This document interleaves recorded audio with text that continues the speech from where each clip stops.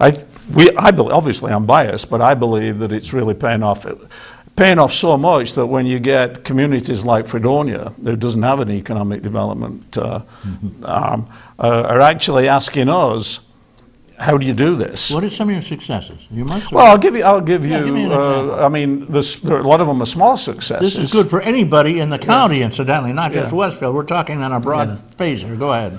I think the major one, like you say, we can't get a General Motors in here. We're not going to get any steel mill. No. So we have to bite off small amounts. But last year, we were able to attract a magazine to Westfield. What's that? And that is Great Lakes Life. It was originally called Erie Life. And when they moved to Westfield, they renamed themselves Great Lake Life. Where do they reside? They're a regional magazine that covers actually Pittsburgh, Cleveland, Toronto, Buffalo, the whole this regional lake area. They're actually located in the building that my office is located in. Where's that? In the ROR building on Main Street. Okay, that's the one that burned. I discovered that fire, you know. Did you? Yes. Well, good, but... I was walking by that place. I take a late walk. I don't like the monoxide from the car, so I drive when it's dead. And it just happened to be like 1 or 2 in the morning. Yes. And I smelled smoke. Yep. And I kind of ignored it. I went up the end of the block, and I thought, gee, I better check that out. You know, I came back, and I was hearing this little sound too. Turns out the little sound was a smoke detector, way up and back, and so forth. And I looked up, and there was smoke curling up out of the eaves. So I ran up to the corner where we have the fire alarms, and there was none there. They'd taken them away years ago. Every corner had one, just about, on Main Street. Ran over to the station, rang it out, and all the way, John, I was thinking, I just joined the fire department last week, and you know what firemen are noted for doing in some cases. Crazy firemen will start a fire to have fun, you know? Yeah, well... and I figured that's what's going to happen. I said, it's not what, I don't care, I'm going to blow it out. I did. We got down there, we had 8 different fire companies putting those things, 3 buildings were I was there, yeah. Oh yeah, it was just a madness. Yeah. But now it's a beautiful new development, and you're in it, right? Yeah, and out of that disaster, we now have this beautiful building that was renovated. Ernie Rimmelt, who was a local businessman, put a lot of money into the renovation. Ernie, wasn't it? Ernie, yeah, and it's now a beautiful building. And so we have Verizon in there, as you probably know. We have Howard Anna Holt, the real estate people.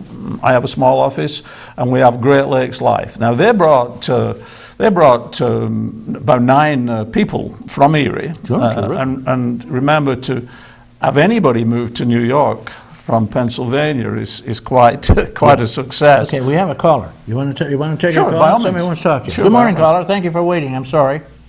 I'd like to speak to John on an issue. Fine. Okay. Hello, sir. He's here. I'm here, yep. Okay. I'm talking about a fire that happened in the spring in Dunkirk that destroyed a tremendous building. It disrupted services and all kinds of problems. I wonder, is there any way that countywide we could support the efforts to restore the services that were here and help the city essentially come back to life? Well, let me tell you that the day after that disaster took place, there were a number of people from Westfield, including the mayor and myself, were quickly in touch with the county to see what we could do to help to locate some of those people.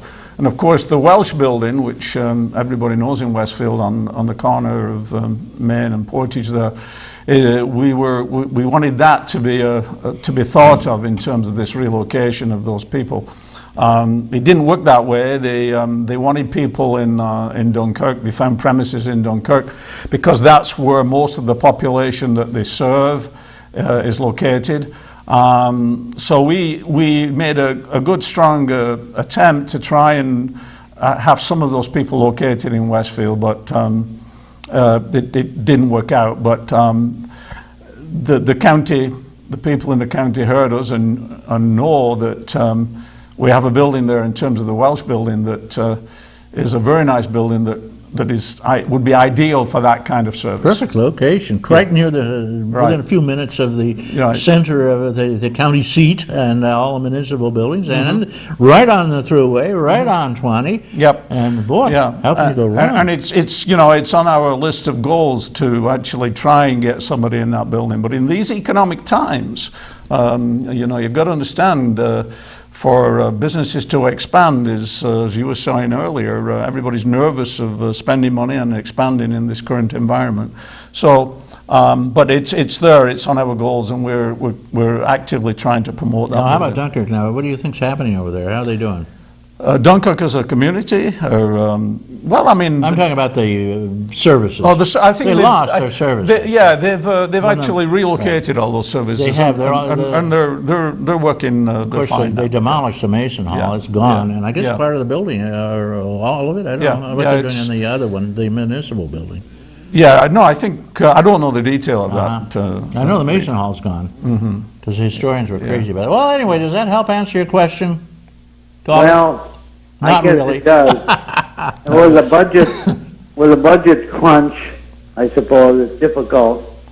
But a lot of the people that get these services, need these services, we have an abundance of them in the city. And that's why I called about helping out, perhaps, in relocating and helping the city rebuild, so to speak. But thank you for your answer. Yeah. Well, of course, our focus, we would love to do that, but our focus has got to be on Westfield. I mean, it's biased, but that's what I'm that's what it would be for any local group, right? And so we're trying to attract people to Westfield. So in terms, I can understand that. Thank you. Well, thank you, caller. I've got some $5 gifts for you. $5 bills for that beautiful little restaurant, the Lakeview, at the foot of the hill in Mayville. And they also have a fish joint called the Docks right next door. And they love to see you. And boy, do they have a salad bar that kills and a fish dinner. They have that fried fish, flops all over two edges of your plate, and it never stops running.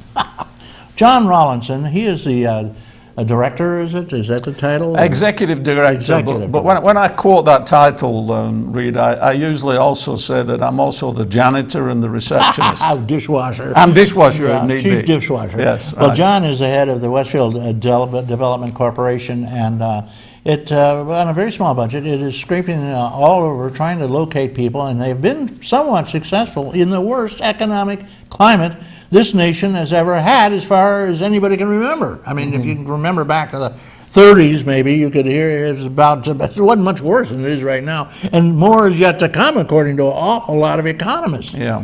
So, tell me, Better Baked Food. You had a breakthrough over there, didn't you? Well, no, Better Baked Foods really was in existence right, but they early on, and it was before my time that they actually did that development there. The manufacturing industry is a tough one to crack. Oh, sure. And you were right earlier, Reed, when you talked about what do we have to offer. And I think the tourist industry is the one, I think that this area is one of our biggest assets for tourist we can climb all over any other state or community with our tourism, right in Westfield, and not just Westfield, but Dunkirk, Fredonia, maybe the whole area. Yeah. It's wonderful. So you'll see, if you go to our website, westfieldny.com, you'll see that although manufacturing is never forgotten, that a large focus is on attracting people both as residents, and I've got to tell you, the website's been up about 3 or 4 weeks now. I've already had requests from about 4 or 5 people wanting to know more about Westfield with a view to relocating. People from Kansas, from Texas, from Ohio.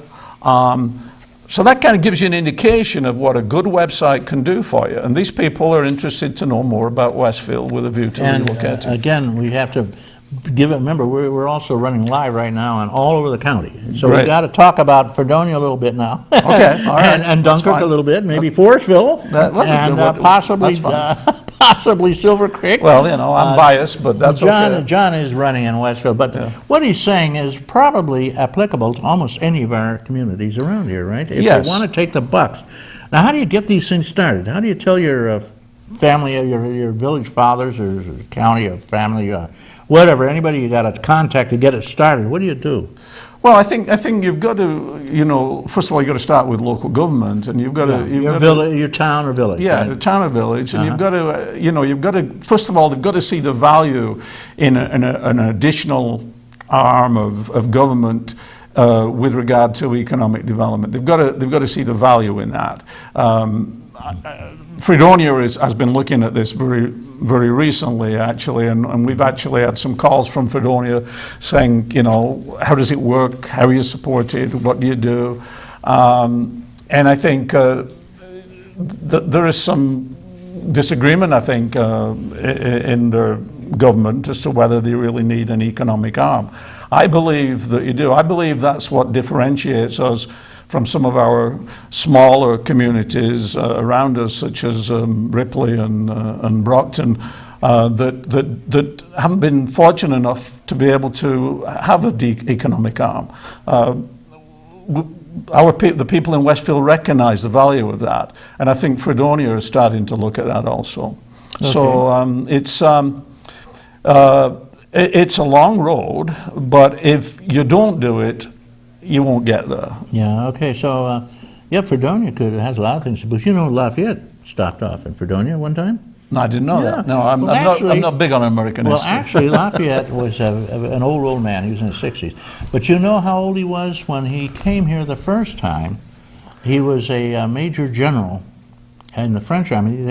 Washington made him major general and his chief aide as soon as he got here, mainly because he was connected by marriage to the royal family of France, and there was a lot of power and money there, and they did send a lot of stuff over because Lafayette was here. But how old do you think he was when he became a major general and was in charge of the... I have no idea. He's aide-de-camp to Washington. 19. 19. Wow. Lafayette, who was over here during the Revolutionary War, was 19. And when he was 60, the President of the United States said, "We'd love to see you again. Why don't you come on back?" And he did. And he did a run up to Buffalo, and he stopped in Fredonia. And the word is he was having dinner there, and they had a big, beautiful house right near the creek there. And if you go down to Ottaway Park in Westfield, little bubbles are always coming up out of the creek, and those are gas. We used to, as a kid, put a tin can, you punch a hole in the can or a bottle, and put it on the bubbles, and then you could light it. Well, of course, that's out of the lighthouse. Of course, the oldest lighthouse in the United States, gas lit. Yeah, gas lit, and is a great iconic feature. It's still there, just the way it was built. And incidentally, it keeps selling and buying. There's a big market in lighthouses for some reason. I know, and it's something that we treasure, and we actually try and promote as a tourist attraction in Westfield. Well, that gas was in that creek. I don't know what's the name of the creek. Goes through Fredonia, right through the middle of it. But anyway, they had gas there, and so they drilled a pipe down and piped it up to a mansion nearby, and that was the first gas-lit mansion in the United States. They used the Coleman mantles. They sent away to Coleman and got the mantles. Right. Yeah. But they same as the lighthouse. Yeah. And that's in honor of Lafayette's visit. Well, you've hit on a good point there, reading the history, and I think that's an asset that we have in this area that maybe is under promoted. And I'll give you an example of where history plays in our website too. I actually got a request the other week from somebody in England who'd been on our website, and one of his friends, their grandfather was killed in World War II, and he never knew him, and he wanted to actually find out more about him, and lo and behold, he came from Westfield. Oh, really? And of course, there's a Westfield in every state. Well, no, but I think he's Westfield, New York. And so anyway, I got an email through the website from him, and I put him in touch with Mary Bell B, our local historian, and she's now contacting him and trying to give him information and locate where his grandfather actually where he was buried in Westfield. So the point I'm making, I guess, is that history from the point of view of a tourist attraction is a very important asset that we do have in this area in general. Well, I'll give you another slight bit of history, very little known because there's so many pretenders out there. But the Republican Party of the United States was founded in Westfield by the Holland Land Company director. Remember what his name is? No, I remember, I know I don't remember, I Well, know of the he has Holland